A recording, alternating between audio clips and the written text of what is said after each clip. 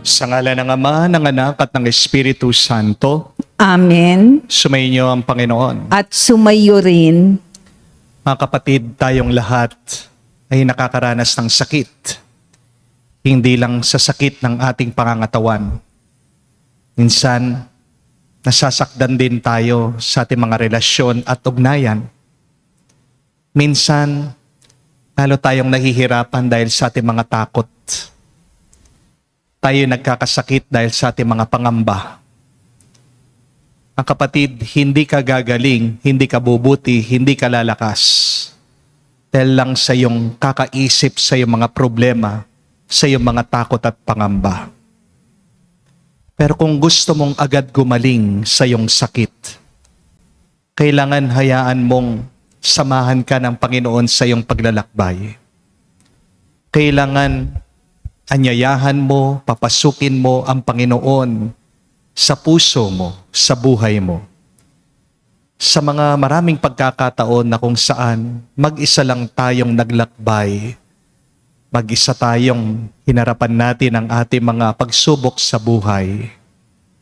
Aminin natin ang ating mga pagkukulang, tayo magpakumbaba, hingin natin muli ang awa, pagpapatawad ng Diyos, para tayo ay makitang karapat-dapat makatanggap sa mga banal na misteryo.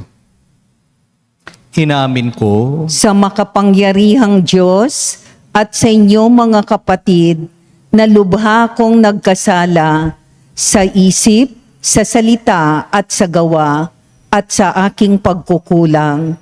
Kaya isinasamo ko sa mahal na Birheng Maria, sa lahat ng mga anghel at mga banal, at sa inyo mga kapatid, na ako'y ipanalangin sa Panginoong ating Diyos. kaawaan tayo na makapangyarihang Diyos, patawarin tayo sa ating mga kasalanan, at patnubayan tayo sa buhay na walang hanggan. Amen. Panginoon, kaawaan mo kami. Panginoon, kaawaan mo kami. Kristo, kaawaan mo kami. Kristo, kaawaan mo kami. Panginoon, kaawaan mo kami. Panginoon, kaawaan mo kami. Manalangin tayo.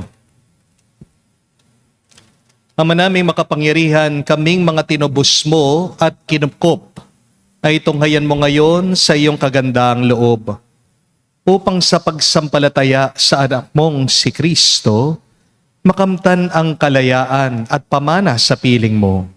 Sa pamagitan niya kasama ng Espiritu Santo, magpa sa walang hanggan. Amen.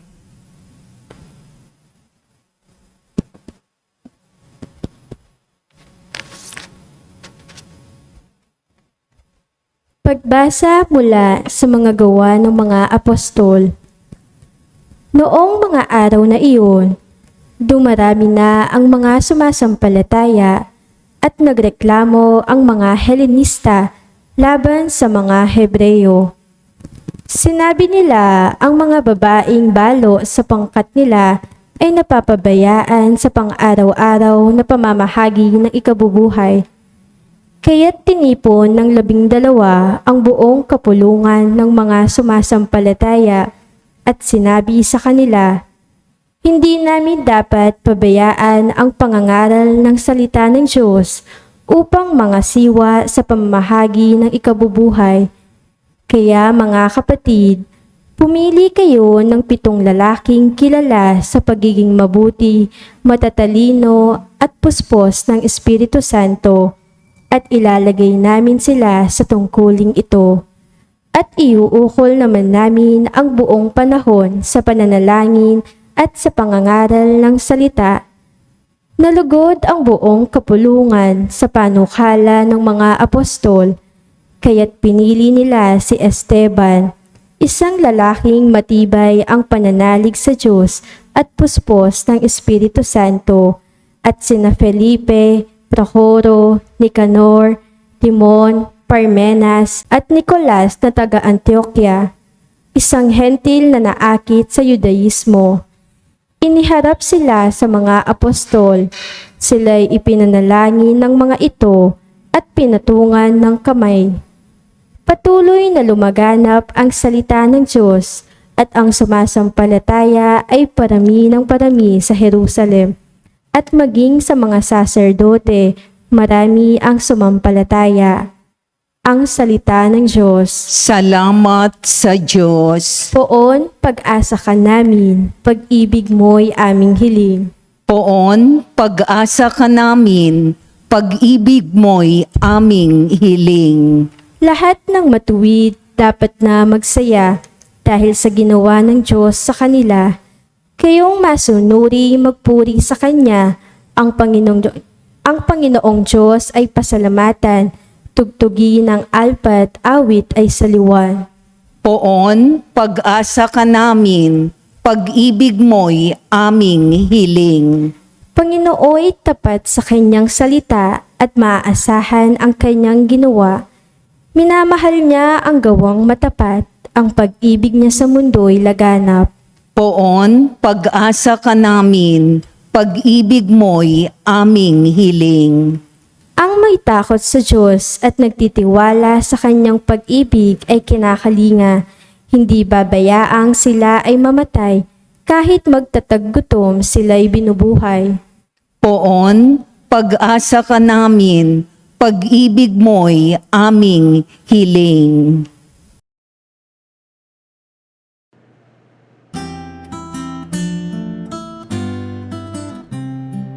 Alleluia, alleluia, alleluia, alleluia, alleluia, alleluia, alleluia,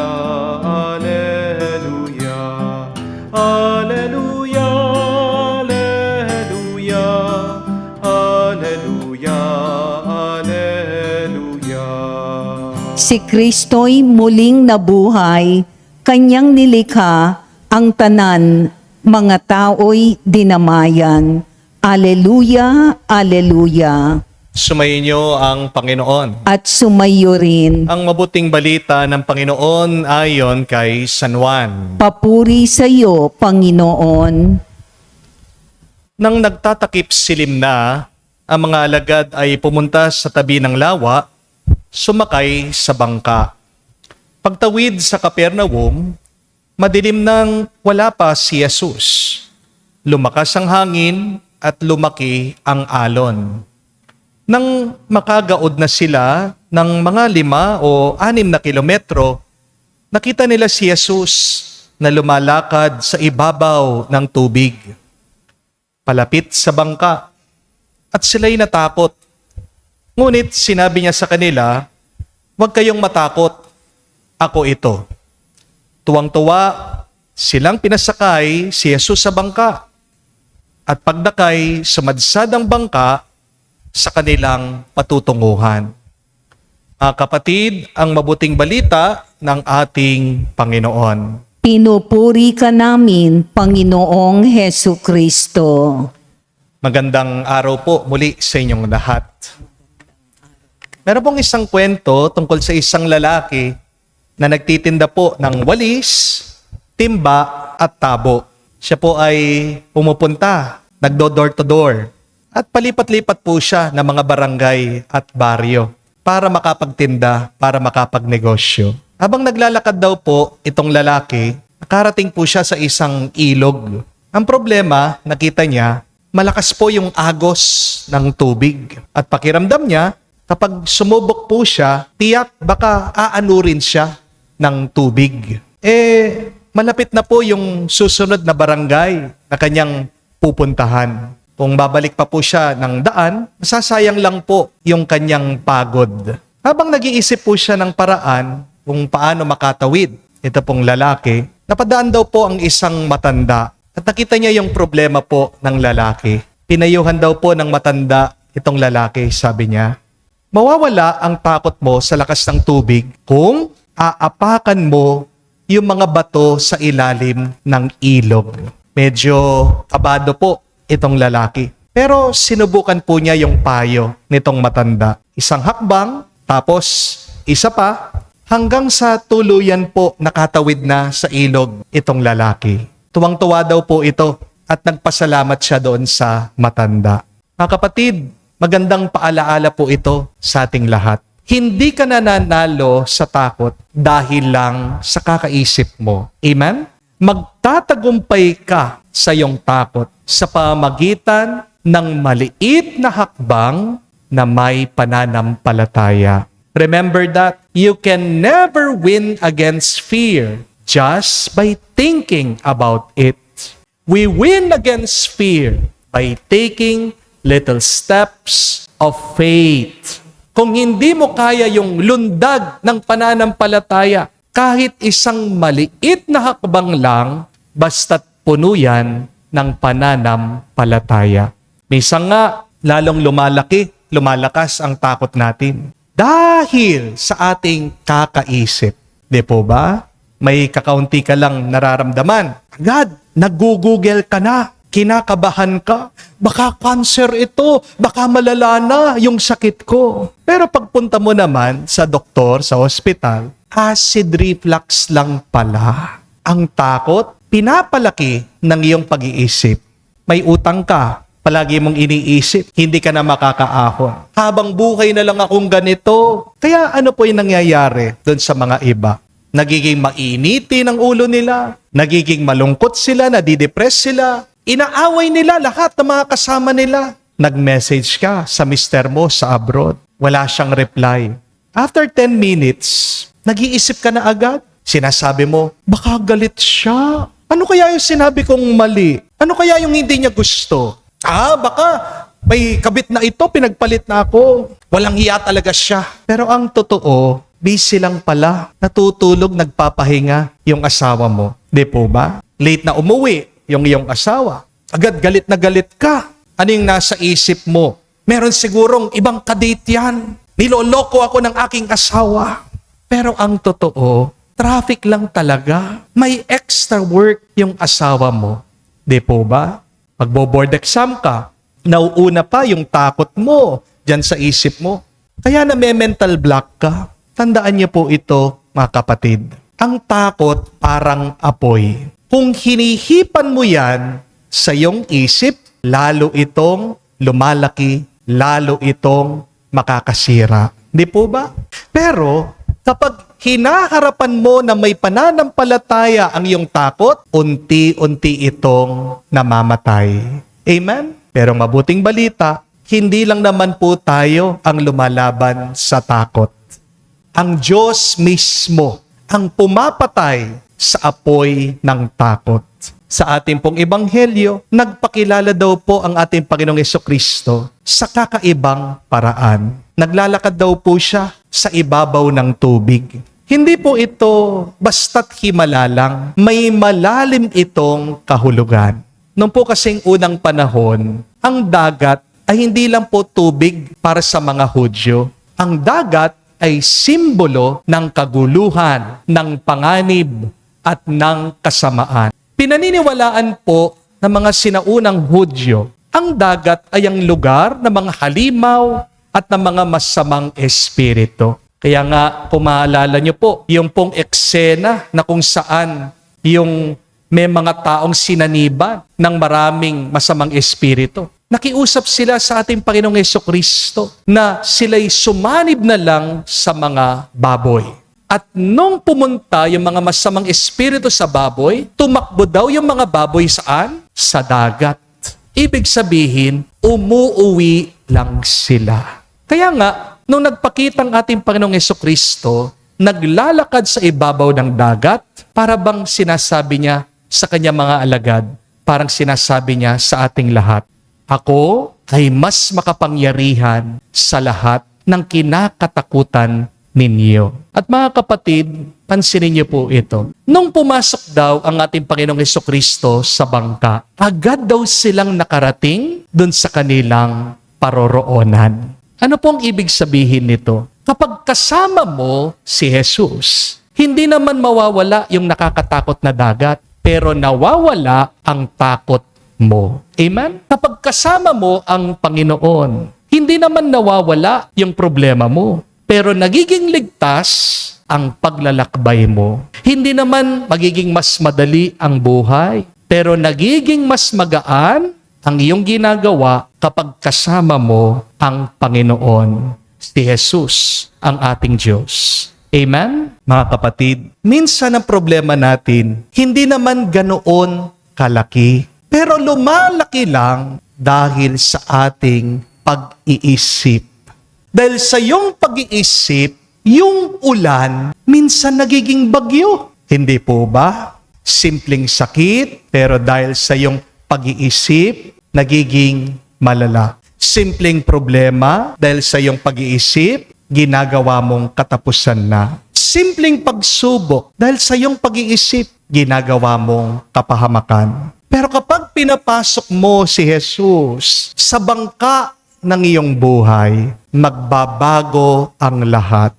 Kaya nga po, napakaganda ng isang quotation na aking nabasa. Ang sabi, "Do not fear shadows, because having a shadow means there is light." O nga naman po, no? Bakit tayo matatakot sa anino? Kung yung aninong yun ay nandyan dahil merong liwanag. Kaya nga po, mga kapatid, tandaan nyo ito, huwag niyong kakalimutan. Kung may problema, meron din pagpapala. Kung may kasamaan, meron ding kabutihan. Kung may trahedya, meron ding biyaya. Kung merong sugat, meron ding paggaling. Kung merong dilim, meron ding liwanag. Minsan kasi, nakatutok lang tayo, nakatingin tayo sa ating mga anino, sa ating mga problema, sa ating mga sakit, sa ating mga takot. Pero nakakalimutan natin, hindi magkakaroon ng anino kung walang liwanag. Ang kapatid, baka ang nakikita mo ngayon ay puro dilim lang. Pero ang totoo,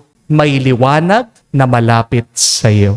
Baka ang nararanasan mo ngayon ay puro bigat lang. Pero ang totoo, may biyaya namang kasunod ito. Kaya ang tanong ay hindi, gaano kalakas ang bagyo mo sa buhay? Ang totoong tanong ay, kasama mo ba si Jesus sa bangka ng iyong buhay? Dahil kung kasama mo ang Panginoong Hesukristo, kahit na mataas ang alon, may kapayapaan.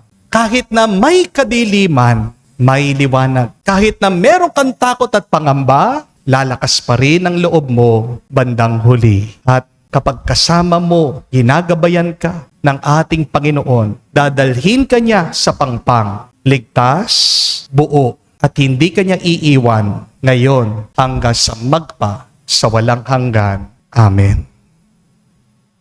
Tumayo po tayo, alay po natin sa Diyos ang ating mga dasal at panalangin. Taglay ang panibagong tiwala sa pag-ibig ng Diyos na laging nakahandang tumulong. Ilapit natin sa Kanya na may pagpapakumbaba ang ating mga kahilingan. Ating sabihin, Panginoon, dinggin mo kami. Panginoon, dinggin mo kami. Ang Santo Papa at ang mga obispo naway patnubayan ng Espiritu sa kanilang pag-akay sa kawan ng Diyos, lalo na sa mga krisis na hinaharap ng simbahan. Manalangin tayo sa Panginoon. Panginoon, dinggin mo kami. Tayo naway pagkalooban ng Diyos ng masaganang biyaya ng pananampalataya upang magkaroon tayo ng tapang na harapin ang mga pagsubok sa buhay. Manalangin tayo sa Panginoon. Panginoon, dinggin mo kami. Ang mga nagpapatangay na lamang sa maunos na agos ng buhay, naway matagpuan ang simbahan bilang isang payapang kanlungan. Manalangin tayo sa Panginoon. Panginoon, dinggin mo kami. Sa katahimikan po ng ating puso, manggitin natin, sabihin natin sa Diyos ang ating mga personal na pangangailangan. Ama naming Diyos, dagdagan mo ang aming pananampalataya upang ganap kaming makasalo sa buhay ng simbahan upang matupad ang iyong banal na kalooban. Hinihiling namin ito sa pamagitan ni Kristo na aming Panginoon. Amen.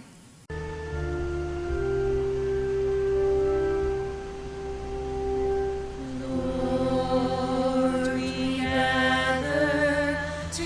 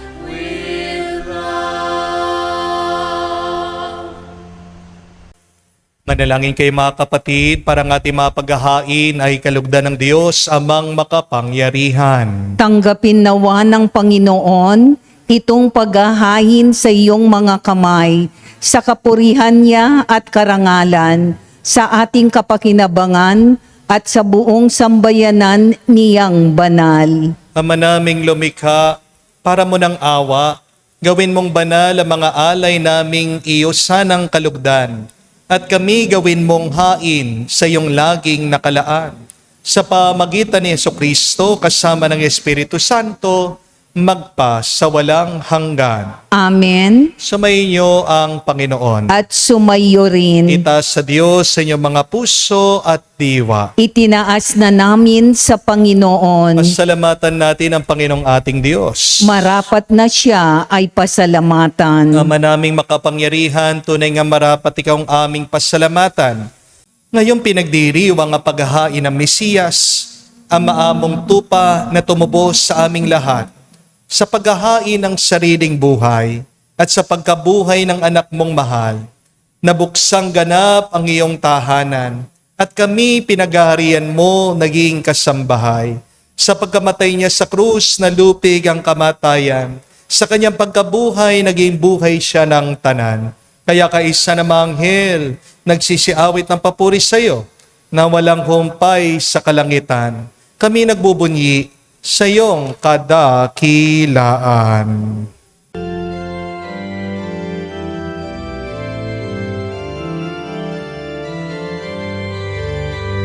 Santo, Santo, Santo, Panginoong Diyos ng mga hukbo, napupuno ang langit at lupa ng kadakilaan mo. Hosana, Hosana, sa kainasan, pinagpalang na paririto sa ngalan ng Panginoon. Hosana, Hosana, sa kainasan. Hosana, Hosana, sa kainasan.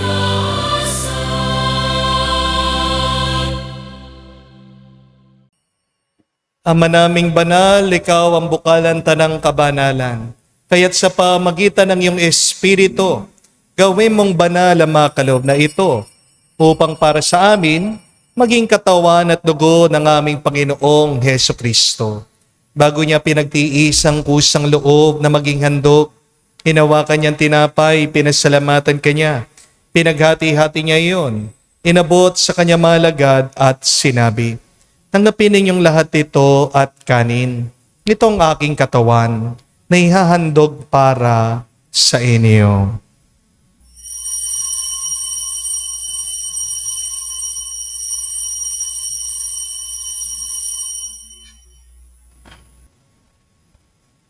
Gayon din naman na matapos ng hapunan, hinawakan niyang kalis. Muli kanyang pinasalamatan.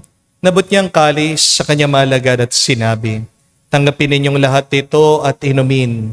Ito ang kalis ng aking dugo, ng bago at walang hanggang tipan. Ang aking dugo na ibubuhos para sa inyo at para sa lahat, sa ipagpapatawad ng mga kasalanan. Gawin ninyo ito sa pag-alaala sa akin.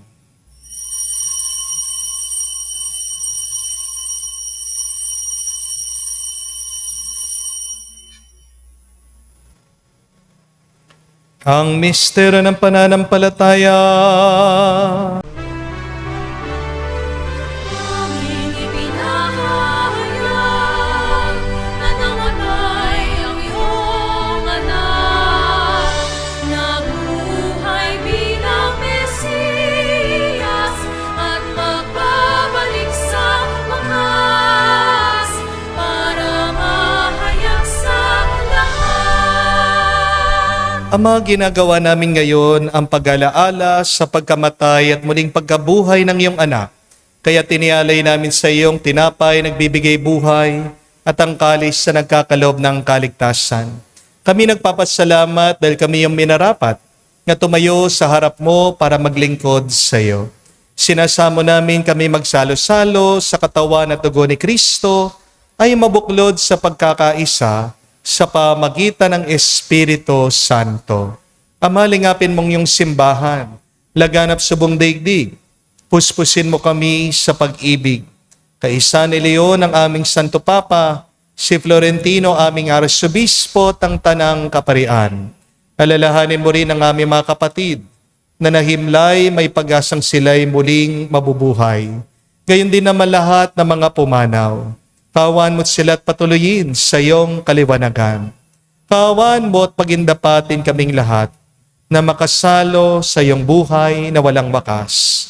Kaisa na mahal na Birhen Maria, Ina ng Diyos. Kaisa ni San Jose ang kanyang malwalhating esposo. Kaisa ng mga apostol at lahat ng mga banal na namuhay dito sa daigdig na kalugod-lugod sa iyo. May pagdiwang nawa namin ang pagpupuri sa ikararangal mo sa pamagitan ng iyong anak, aming Panginoong Hesukristo. Sa pamamagitan ni Kristo, kasama niya at sa Kanya, lahat ng parangal at papuri ay sa iyo, Diyos Ama, makapangyarihan, kasama ng Espiritu Santo, magpasawalang hanggan. Amen, Amen, Amen, Amen, Amen, Amen. Sa nakagaling na utos sa turo ni Jesus sa Panginoon natin at Diyos, ipahayag natin ang lakas, loob.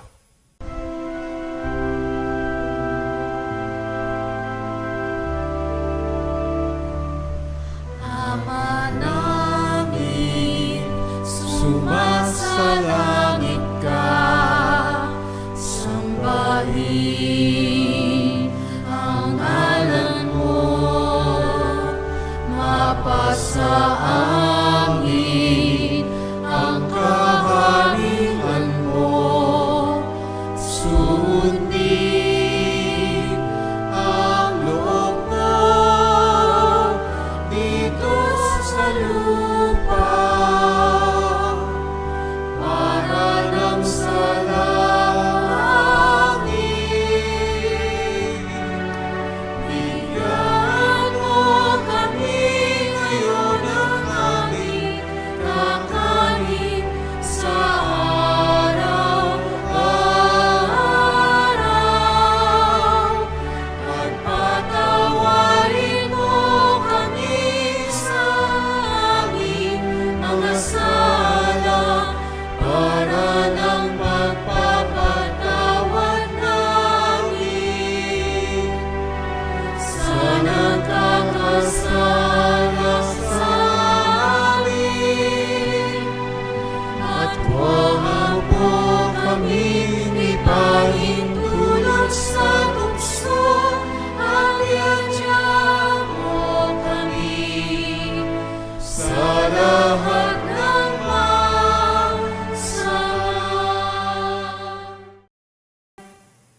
Hinihiling namin kami adya sa lahat ng masama, pagkalooban ng kapayapaan araw-araw, iligtas sa kasalanan, at ilayo sa lahat ng kapamakan, samantalang aming pinanabikan ang dakilang araw ng pagpapahayag ng tagapagligtas naming si Hesukristo. Sapagkat iyo ang kaharian at ang kapangyarihan at ang kapurihan magpakailanman. Amen. Panginoong Hesukristo, sinabi mo sa mga apostol, kapayapaan ang iniiwan ko sa inyo. Ang aking kapayapaan binibigay ko sa inyo. Tunghayan mo ang aming pananampalataya at huwag ang aming pagkakasala. Magalooban mo kami ng kapayapaan at pagkakaisa ayon sa iyong kalooban. Kasama ng Espiritu Santo, magpa sa walang hanggan. Amen. Kapayapaan ng Panginoon ay laging sumainyo. At sumayo rin. Magbigayan po tayo ng kapayapaan sa bawat isa. Piso niyo po, Piso. kapayapaan po sa inyong lahat.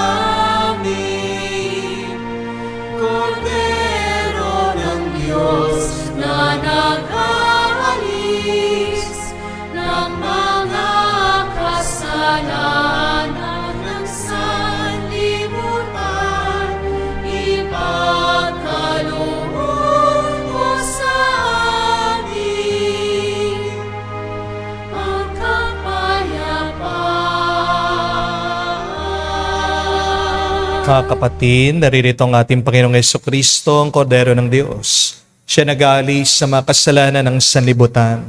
Mapalad tayong lumalapit sa piging ng Kordero. Panginoon, hindi ako karapat-dapat na magpatuloy sa iyo, ngunit sa isang salita mo lamang ay gagaling na ako.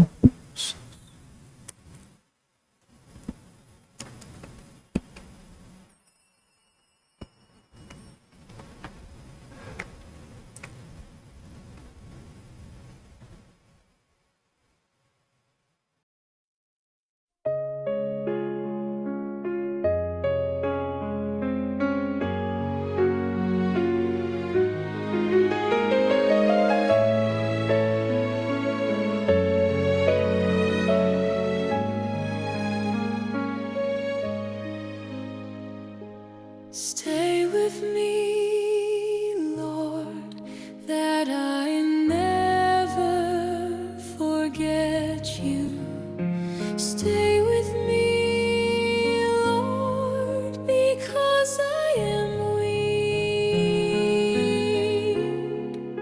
Stay with me, Lord, for you are my life. Stay with me, Lord, for you are my Light.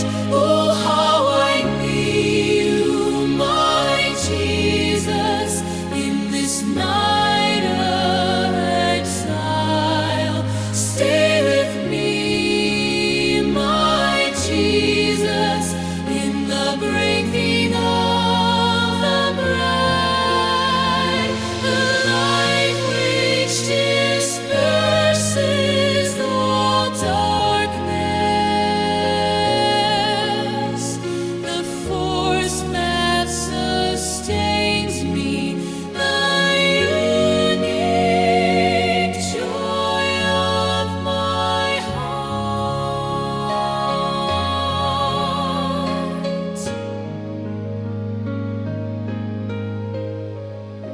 Stay with me, Lord, to show me your will. Stay with me, Lord, that I may hear your voice and follow you. Stay with me, Lord, for I desire to love you. Stay with me, Lord, if you wish me to be faithful to you.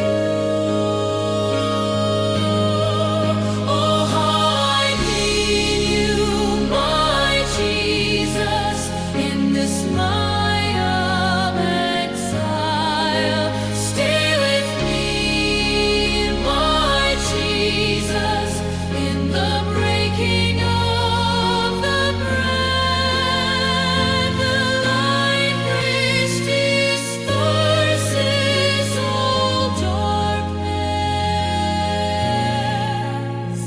the force that sustains me, the unique joy of my heart. Manalangin tayo. Ama namin mapagmahal, sa pinagsaluhan naming banal na pakikinabang, ang amin nawang pag-ibig ay lalong madagdagan, na ginawa namin sa pag-alaala sa anak mong mahal, na nag-utos ipagdiwang ang huling hapunan. Sa pamagitan niya kasama ng Espiritu Santo, magpa sa walang hanggan. Amen. Inanyayahan ko po kayo, lagay ang inyong mga kanang kamay, bit sa inyong mga dibdib, at sabay-sabay po natin dasalin ang miraculous prayer, Padre Pio, for the quick recovery and healing of the sick. Heavenly Father, I thank you for loving me. I thank you for sending your Son, our Lord Jesus Christ, to the world to save and to set me free. I trust in your power and grace that sustain and restore me. Loving Father, touch me now with your healing hands. For I believe that your will is for me to be well in mind, body, soul, and spirit. Cover me with the most precious blood of your Son, our Lord Jesus Christ, from the top of my head to the soles of my feet. Cast out anything that should not be in me. Root out any unhealthy and abnormal cells. Open any blocked arteries or veins, and rebuild and replenish any damaged areas. Remove all inflammation and cleanse any infection by the power of Jesus' precious blood. Let the fire of your healing love pass through my entire body to heal and to make new any disease areas, so that my body will function the way you created it to function. Touch also my mind and my emotion, even the deepest recesses of my heart. Saturate my entire being with your presence, love, joy, and peace, and draw me ever closer to you every moment of my life. And Father, fill me with your Holy Spirit and empower me to do your works, so that my life will bring glory and honor to your holy name. I ask this in the name of Jesus Christ. Amen. We ask for the intercession of our Blessed Mother, Mary. Hail Mary, full of grace, the Lord is with you. Blessed are you among women, and blessed is the fruit of your womb, Jesus. Holy Mary, Mother of God, pray for us sinners, now and at the hour of our death. Amen. Padre Pio Petralcina, Pray for us. muli po ako'y nagpapasalamat sa ating mga regular mass goers online. Papasalamat po ako sa inyong walang sawang suporta sa ating parokya. Paunti-unti nagagawa po ang ating retablo, at hindi nyo man po nakikita, tayo'y may construction din sa likod ng ating parokya. Ang first floor po ay magiging new parish hall para po sa mga tinuturuan natin mga bata bawat Sabado. Meron po tayong feeding program, at expand po natin ito. Magkakaroon din ng reading program dahil ang mga bata daw po ngayon hindi na marunong magbasa. Okay? So, yung pong mga pinapadala nyo ay ginagamit po natin sa ating mga programa, lalong-lalo na sa ating mga scholars ng ating simbahan. Ako po ay humihingi ng paumanhin sa mga nagme-message at humihingi po ng oil, nagpapadeliver.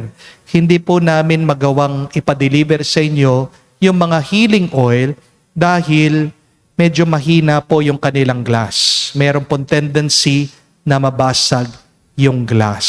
No? Kung gusto nyo pong humingi ng oil, pasensya na po, kailangan kayo pong personally na pumunta dito sa simbahan. Kasi pag pinadeliver po namin yung mga oil sa inyo, meron po kayong babayarin at hindi po ito nakaangkop sa ating ginagawa sa loob ng simbahan dahil hindi naman po binibili ang blessing. Tandaan niyo po, no? I may be committing the act of simony. Nagbebenta po ng mga banal na bagay kung ipapadala ko po sa inyo through delivery yung mga oil. Kaya paumanhin po, no? Please understand na hindi namin mapapadeliver sa inyo yan. Kung gusto nyo po, kayo'y magpadala ng mga kamag-anak nyo dito, pumunta sila, bibigyan po namin personally.